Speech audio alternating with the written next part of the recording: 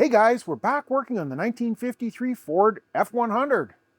In the last video, we got the front of the frame cleaned up and a fresh coat of paint on it. But now we've got the front suspension that needs to get the same treatment. Follow along and we'll see what we get into. Thanks for watching. Aside from the obvious surface rust that we've got on here, and we'll have to grind that off, get it cleaned up, and get a fresh coat of paint on things, we've got a few minor issues that we need to deal with.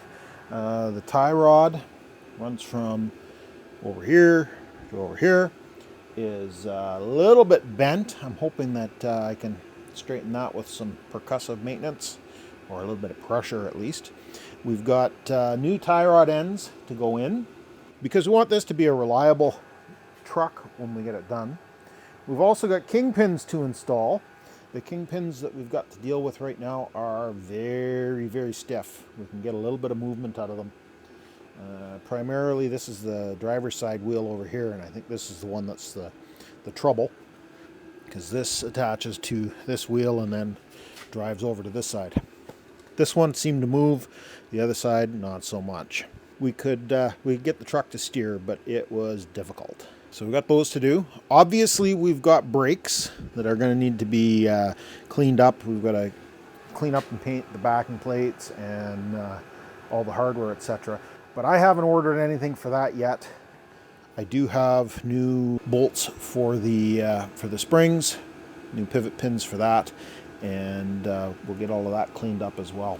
Let me get you guys on a stand, get a respirator and some glasses on, and I'll start scrubbing at this thing with the die grinder, and we'll see where we get to.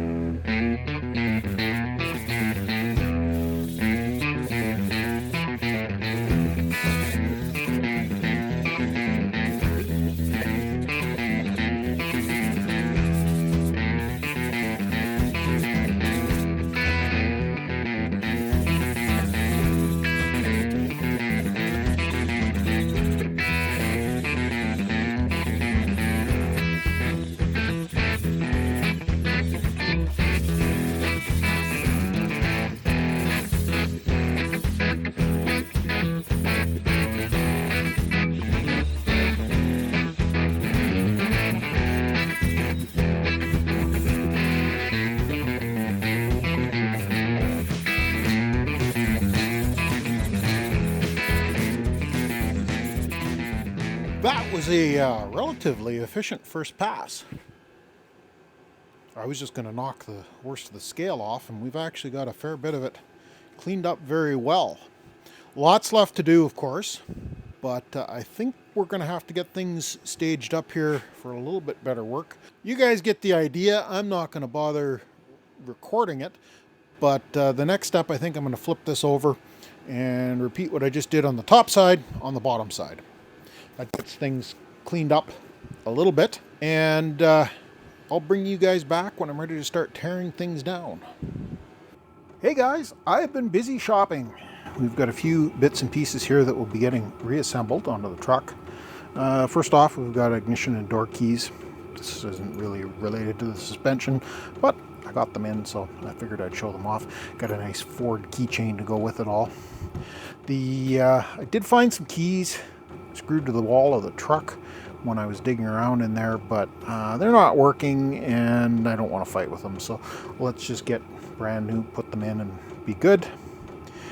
We've got our shackle bolts. Now, all these parts, I don't remember where I got the ignition and keys from, but the rest of this stuff's all come from LMC Truck. Not affiliate or anything like that. I just it's a convenient place to buy it. They have well laid out website, and they have nice exploded views, that kind of thing. And they have kits. So we got a kit that comes with all of the shackle bolts and the bushings, and it's all one assembly. It wasn't terribly expensive. I forget what I paid for it. 65 bucks or something like that for all of this. With what you get, that didn't seem too outrageous. We've got the drag link caps, brand new, come with new covers and all the bits and pieces that go with them. And while I ordered them from LMC, if you look, they came from Dennis Carpenter originally. We've got kingpins.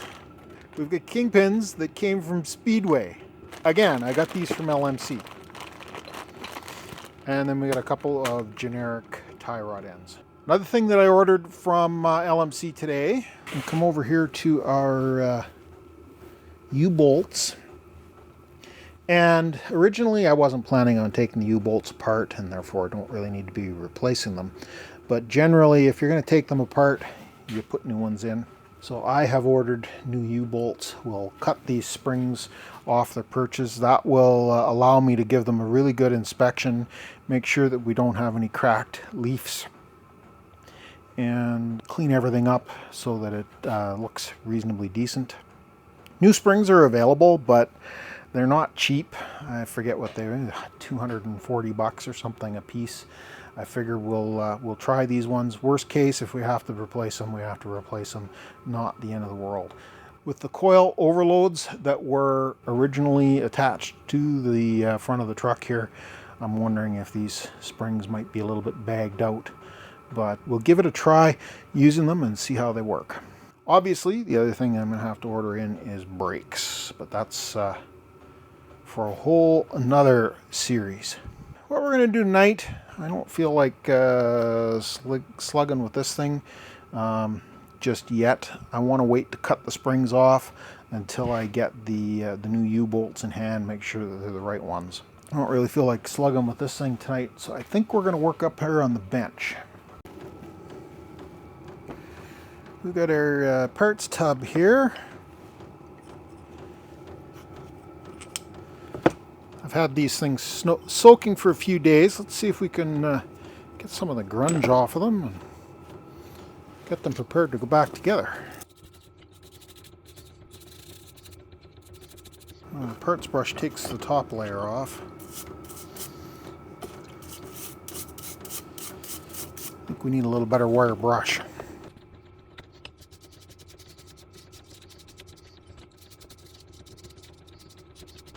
Still some surface rust on there. But I think I can probably wire wheel that off with the bench grinder. So you notice we've got two different kind of shapes here. One is just flat, and it would have the nut and washer against it. And this side has kind of a dog that sticks out that grabs the head of the bolt. There's one of the shackle bolts, and you'll see how it's got the flat.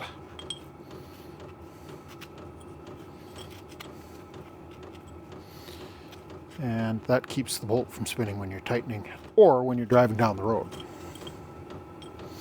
Notice that it also is pinned for a castle nut so that you don't lose the nut.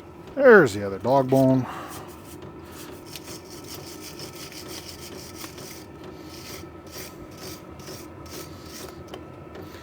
I guess we'd call this the pitman arm. It's the arm that comes off of the steering gearbox and ties into the rest of the suspension.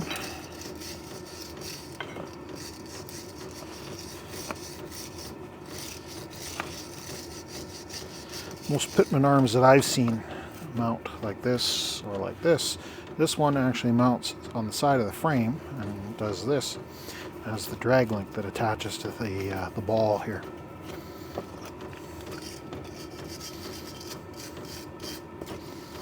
The rest of this is just the bolts that we don't plan on reusing. And we've got our upper shock bolts as well. I don't know if I'm going to bother replacing these or with new, or just clean these ones up. I guess we'll try cleaning them up and see how they work. Let me move over to the bench grinder. I'll give these things a quick little polish, and I'll bring you guys back when I'm done.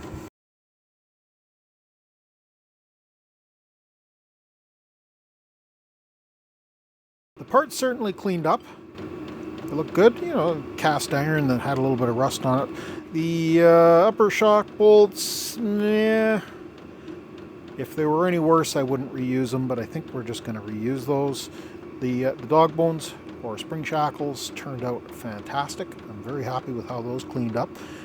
For some reason, the inner ones, these two, cleaned up much better than the outer ones, these two. But nonetheless, I'm happy with how they turned out. I'm going to squirt a little bit of black paint on them, But we're going to mask a couple things off first. I don't want to get paint on this ball end or the threads on those. But we'll get that masking done. I'll splash a little bit of paint on them, and then I'll bring you back when you guys get to see what they look like.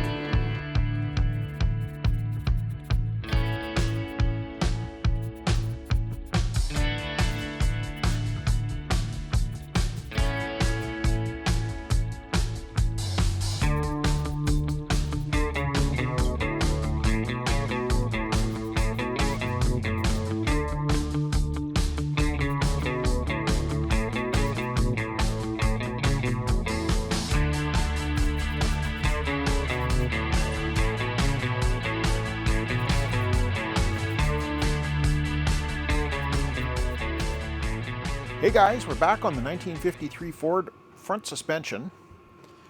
I had ordered a bunch of supplies in and I was hoping they were going to be here, but unfortunately Mr. Bez's delivery team running a little bit late, so we didn't get that in. We do have some more work that we can do here. Amazon's not the only one that's running a little slow. I'd ordered in new U-bolts from LMC trucks, and they didn't arrive either. So maybe a snowstorm or something got us. Whatever, doesn't really matter. I had really wanted to wait to tear these U-bolts off until we had the new ones in hand, but I think we're going to have to make do with what we've got here. So I think we're going to continue with some disassembly. We'll try and get those U-bolts off without taking a cutting torch to them. It's my understanding that that's the normal way that U-bolts have to be extracted. We got some tie rod ends we can probably get out, and maybe it's time to drop the wheels off of this thing and see if we can get those brakes apart and figure out what we need to order there. Let me put you on a stand. We'll get some stuff done here, see where we get to, and we'll do that in a bit of a time lapse.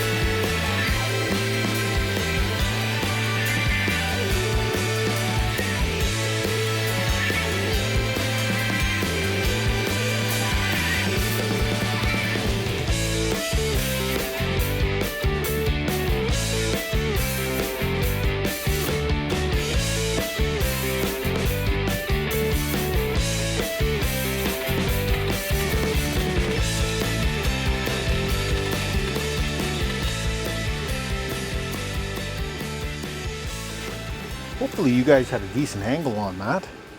That took substantially more heat than I was expecting it to. We were able to get those nuts to expand out enough that they'd come off of there. And I don't think that there's anything too much wrong. Obviously we've got some more cleanup to do. I'm going to repeat the same job over on this side. I don't think that you guys need to watch me melting steel a second time. We'll get this side broken free and get this spring off. I think after we're done with the springs, we'll go after the tie rod. I'll bring you back when we're ready to start wrenching on those. Ooh, boy, did this side ever take a whole bunch more heat.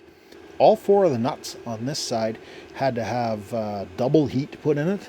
Basically go in from one side and get the nut glowing bright red or bright orange, and then come in from the second side just to be able to get it to break loose with the breaker bar. But it came apart. We got it. That's the main thing. Now it opens this cross member up much easier to clean. As I said before, the next step I think is going to be getting these tie rod ends loose I don't know how well that's going to go. We got cotter pins, and actually cotter pins, believe it or not. The last pinned nuts that we took off all had like, I don't know if they're called a 10-penny nail or whatever they are, but they had a little nail in them rather than a cotter pin. So we'll take that nut off. Not all the way off, we're going to leave it loose so that we could tap on the nut instead of tapping on the threads. Although I have new tie rod ends to use, we may as well prevent any damage that we can get away with, you know, in case we ever have to reuse these in an emergency. Here's the other side, we'll get that as well. Let me get you set up on a stand, and we'll do a little time lapse of trying to break these free.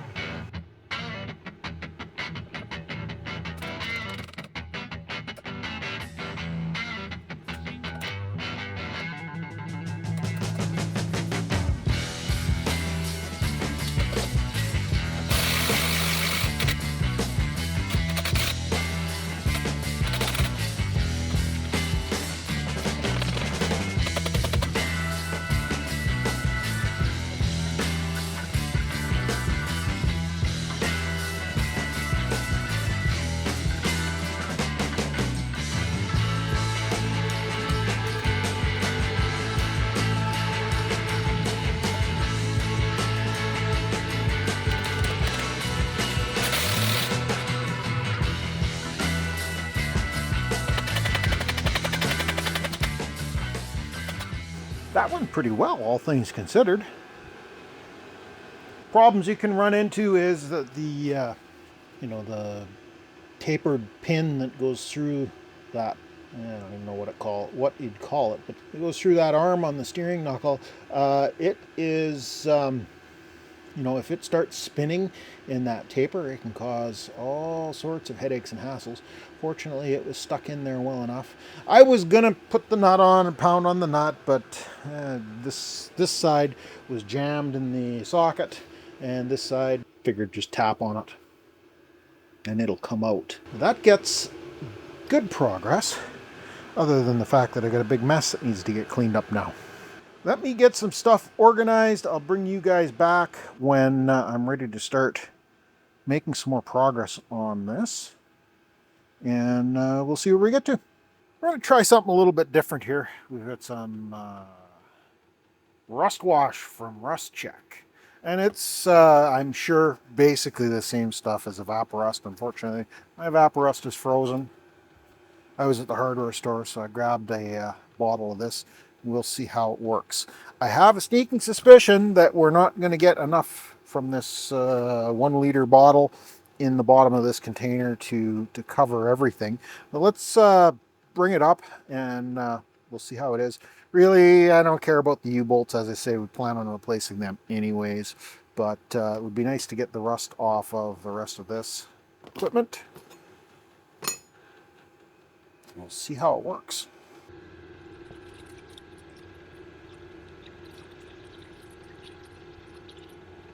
Well, we got a little more out of 1 liter than I was expecting. We got everything covered except the shock mounts. Let me throw on a pair of gloves and we can kind of scrub it stuff a little bit. Maybe roll it around in there and see how it's going to work. Now the instructions say a couple of hours. We're supposed to leave it soak at room temperature. Unfortunately, room temperature is a little on the cool side in the garage here right now. I do have a lid that we could put on this and take it in the house, and it can sit at the whatever temperature I have the house set at the moment. I'm not detecting any smell from this, and it says non-toxic. That's a good sign. We'll see what kind of job it does. One of the reasons that I'm testing this rust wash out, if the Evaporust had been liquid, I probably would have used it instead. But one of the reasons that I'm testing this rust wash stuff out is I'm getting a couple of bottles of Naval jelly from my father. Now, Naval jelly is not something you spread on your belly. It is something that you put on rusty metal and it basically peels it off.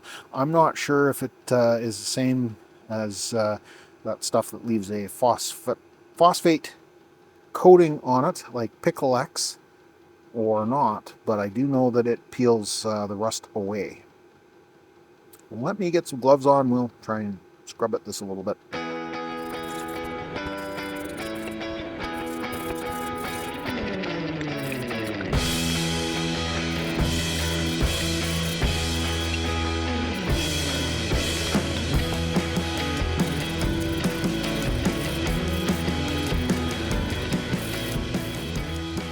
I'm pretty impressed with this stuff. But this is one of the lower shock mounts, and it's pretty well cleaned it down to bare cast. This stuff's been in here for like 10 minutes. Where the tube of where the bushing of the shock slides over here.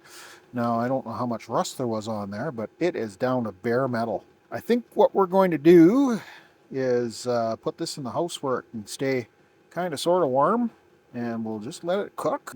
Not really getting any kind of scent off of it, maybe a little bit, but with the lid on it, it'll be all right in the house. We'll let this stuff soak overnight, and we'll see how it looks after that. I think this is going to be where we shut her down. It's only about 1 in the afternoon, but I do have a few things outside of the garage that I done this afternoon, so we'll come back at this again tomorrow. Hey guys, we're back on the 53 Ford. A new day, and I've got a spring up on the workbench. Looking at it, it's showing some miles. I can see here that we've got some spreading between the leaves, and likewise kind of along in here as well. This is nicely bolted together. I'm going to say that these springs are probably showing their miles, probably showing their age, and likely going to have to replace them at some point. However, I think we're going to try and clean them up, try and use them. You know, new springs are available, but they're not exactly inexpensive. So let's try and clean up what we've got first. I've got new bushings for the ends, there and there. And we'll see what we could do about getting the rust and scale off of here. I've got this stuff that I want to give a try to. First, we've got to peel some scale off of here with a wire brush, flip it over, do the same thing, and then we'll put the Naval jelly on there. A bit of an update in the stuff that I put in the Enviro Rust Wash yesterday. They've been in there, well, we'll say 20 plus hours, 22 hours, somewhere in there. And I checked them, gave them a little scrub. They still have a bunch of rust and whatnot on them, but you can definitely tell that it's doing something. And I kind of gave everything a good scrub, take the loose stuff off, and then put it back in the bath to continue cooking. Absolutely, it is peeling the rust off down to bare metal. So that is working as advertised. Over here, I've got similar stuff, but a gel that I've put in this tub with some random nuts and bolts. We'll see how it does. And then we've got the heavy duty stuff that we'll use on the spring. Let me get you guys set up on a stand, and I'll take a wire brush or a wire wheel to this and see what we can do about getting the worst of the scale off, and then we'll give that Naval jelly a try.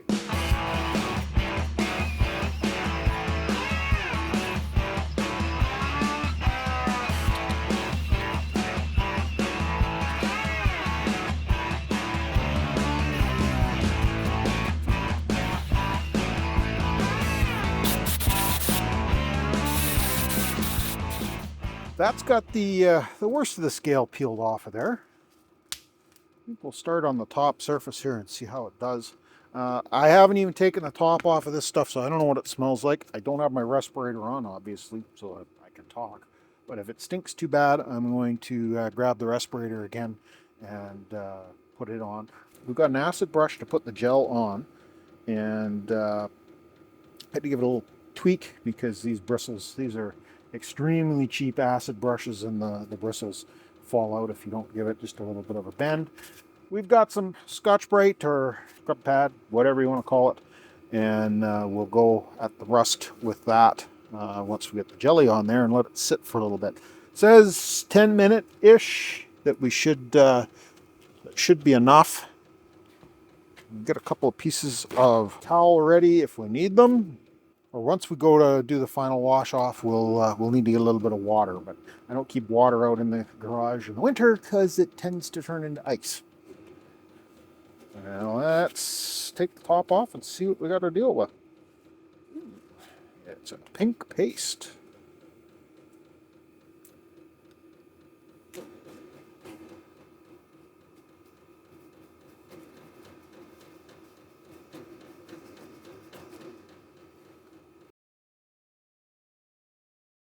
We'll do this center section of the bow. We got enough, we may as well keep going. I've never used Naval jelly before.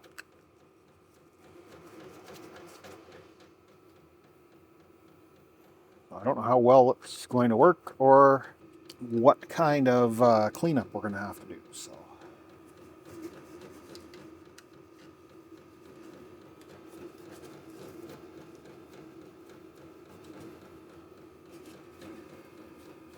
Supposedly this is a phosphoric acid based product. So it should peel the rust off of there. And in theory leave a phosphor coating on the steel that will prevent flash off, but it specifically says on the instructions that this will need to be top coated fairly quickly. Give the Scotch-Brite a try.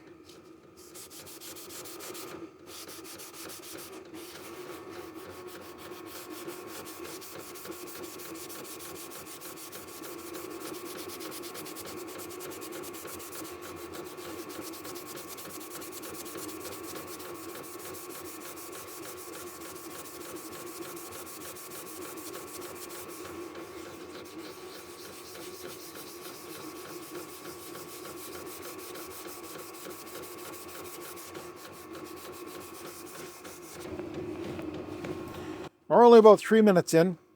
Let me give it the full 10, and then we'll go at it with the scrubby pad and see how it looks. I'll bring you guys back at about the 10-minute mark. It's been, I don't know, 10-15 minutes. I've got the whole spring slathered in this stuff now, but this top surface where we started, a little scrub. It's definitely doing something, but the whole 10-minute to remove any rust theory, yeah, that's not happening.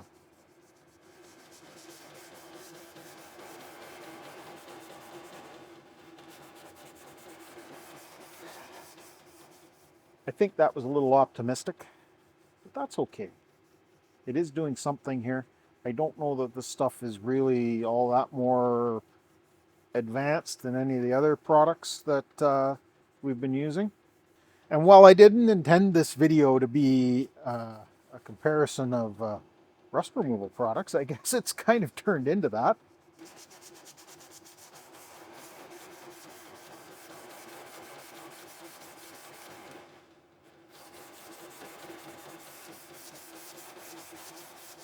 Now this top surface had been mechanically treated with the die grinder. I'd taken the sanding disc to the top and knocked the worst of the scale off.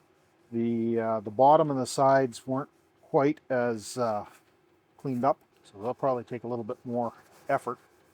This is definitely peeling the rust off, but not at the miraculous rate that we were promised. I don't know how well it's showing up in the camera, but we're getting a lot of bare metal in here. The oxide layer is still there, but it's definitely getting better. But this was sanded quite well. This area here where the axle went across wasn't sanded. And while we are peeling rust, we're not down through the oxide layer and seeing shiny metal yet. I'm going to keep working at this, scrubbing at it with the Scotch-Brite and keep adding more of the Naval jelly on here. I'll bring you back when I have some progress to show. Well guys, this stuff has been on here for the better part of an hour. I don't know how well it's showing up here, but there's some bare metal. Absolutely, we are chewing into the rust. But this is the top side that had been treated to sandpaper prior to putting the Naval jelly on there. We're stripping it, but it's not anywhere near as fast as what I was led to believe this stuff would do. Now, giving credit where credit's due, I guess, it isn't exactly warm in here. You can see the thermostat, or you can see the thermometer I have on the wall, and yeah, it says that we're about 62 Fahrenheit in here, but that's after me running the trash can heater for the last 10 minutes or so. And the diesel heater is keeping up, but it's about 0 Fahrenheit or minus 18 or even colder than that outside today. And the garage is just not staying overly warm. So in warmer weather, this stuff might work better. I'm not sure. We're going to keep scrubbing at it here. Hopefully we can get this spring pack to clean up. But I think the other one is going to find its way into the sandblast cabinet, and we're going to go at it that way. Let me bring you back in a bit, show you the results. Hopefully we can start getting some suspension put back together here before too long. Well guys, this is interesting. The Naval jelly's been on the spring here for, I don't know, 3-4 hours. And it is definitely digging into the rust, but it's not anything that I'd write home about. It really didn't do a whole lot. It's also dried up on there a little bit because we're right by the heater, and you can kind of see that we're getting down to bare metal on the edges of the springs, and that is definitely progress. But the jelly's kind of drying on here, which is you're not supposed to let it do. So we'll have to get that off. See what it finally looks like once we get it cleaned up. That'll be the next step. But over here, we got the front axle, and it was kind of cleaned up a bit better with the wire brush. And I put the Naval jelly on here, let it soak for a while. Then I've rinsed it off. And now we've got almost like a white kind of coating on there. I'm wondering if that's the a phosphor coating that we're getting, because the Naval jelly is phosphoric acid based. Certainly did a nice job of cleaning up the metal, the cast iron. And the thing that impresses me is this was only on here for 20 minutes, half hour, and it certainly did a nice job, or it certainly did a much nicer job of cleaning up than what we got on the spring pack. The spring pack has been, as I say, 3 hours. Over here, we have the other spring, and I've gone at it for, we'll say, the 20 minutes or half hour that the Naval jelly was on the front axle, was while I was going at this with the die grinder and wire wheel. And quite honestly, it's good enough for paint as is, just with the cleaning up with the die grinder and wire wheel. I think I'm just going to put the new bushings in it and squirt a little paint. So on the steel spring pack here, really the Naval jelly hasn't done much for us.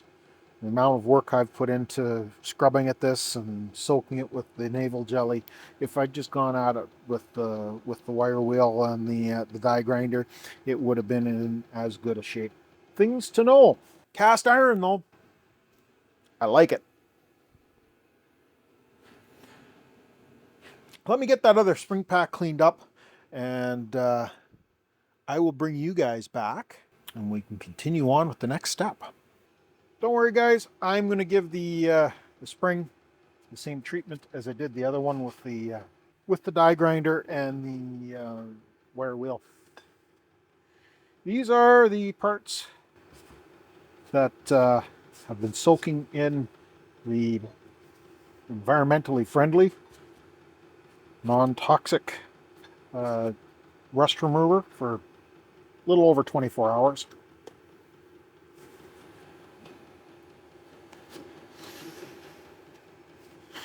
I wouldn't say that they're perfect, but they definitely have cleaned up quite a bit.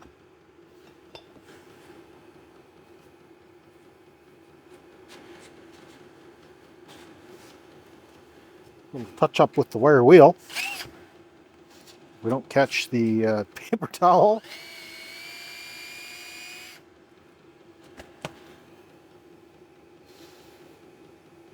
Yeah.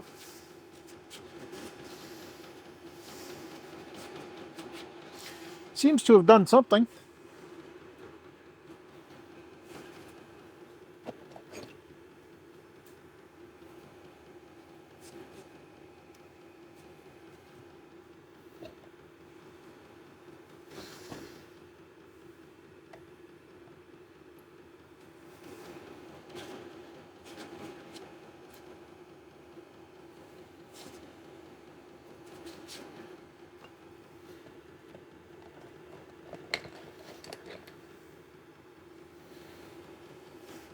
That piece was entirely rusted, and it's just got a little bit of scale where it was heavier.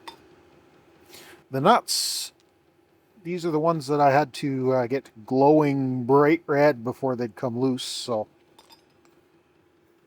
the fact that they're kind of a black oxide color doesn't surprise me.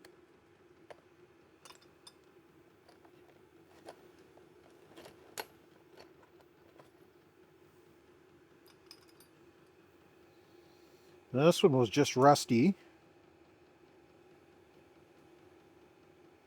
It's kind of come clean.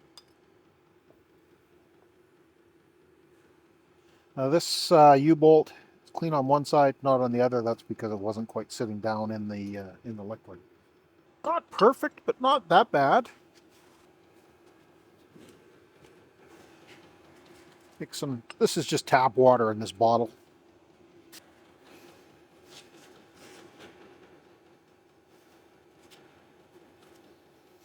With a little touch up on the wire wheel on the bench grinder, that'll be just like new.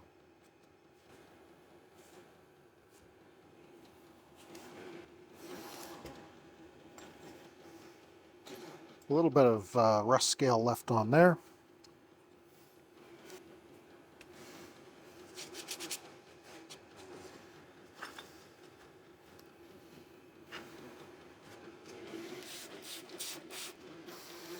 Still got a bunch of rust on it, but considering that it was all rusty yesterday, that's down to bare metal. That's pretty good. And here's the heavy nuts from the U-bolts.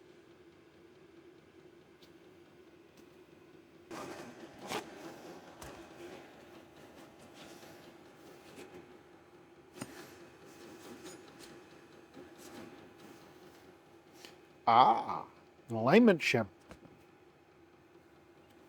I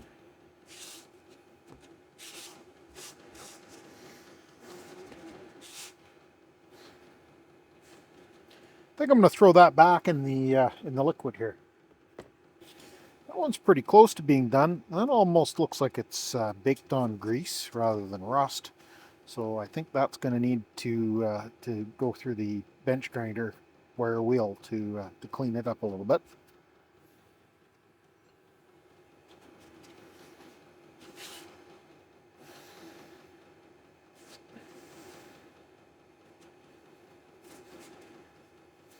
Just a bit of surface rust left on that.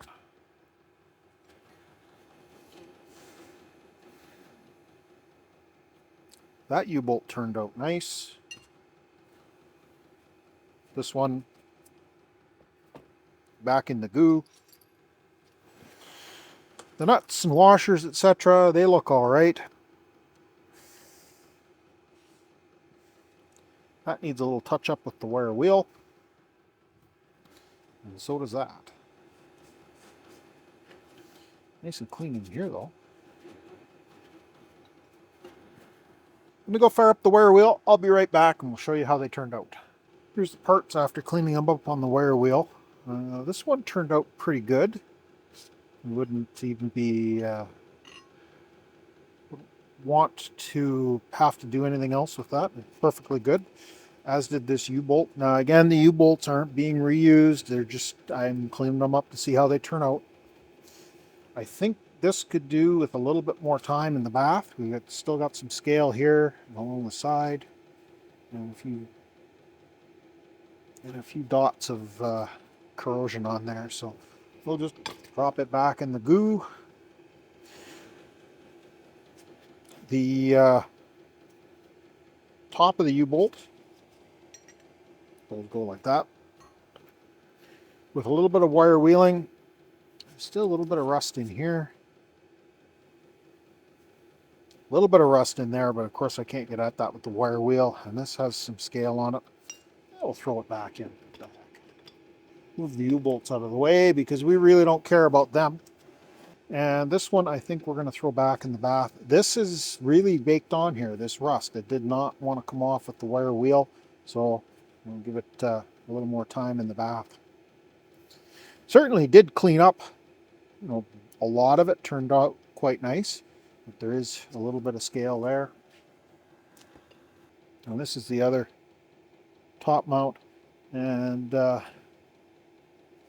little bit maybe in here, but I'm not worried about that. I'm painting this with a rust encapsulation paint, so a little bit of rust is not a problem. And the nuts, I didn't do anything with those, cleaning them up again. This is just to see how they would turn out. They're I don't plan on reusing them, so.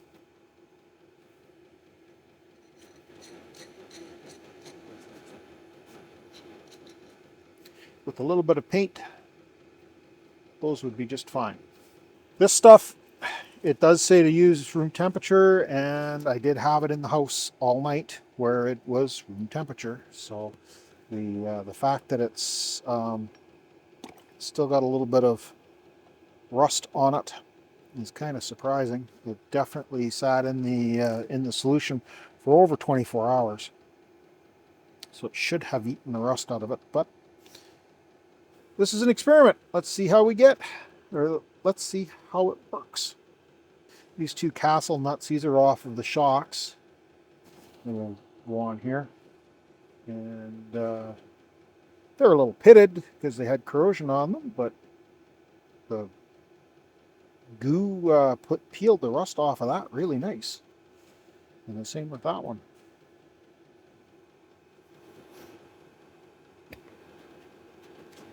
Here's the lock washers from the U-bolts. Again, they had some pretty good heat into those, although they still had a little bit of spring to them. Not reusing them though. I've had the other stuff, the other gel, that's the same brand as this, liquid. I've had some nuts and bolts in there. Let me fish those out and see what they look like. We'll see how the three different solutions compare.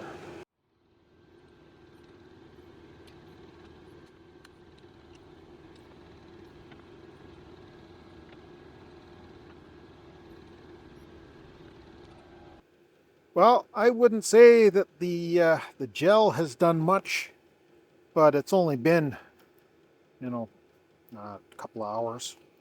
So we'll put this all back in. Again, temperature-wise, we're a little chilly out here in the garage. Showing 10 on the wall, right where the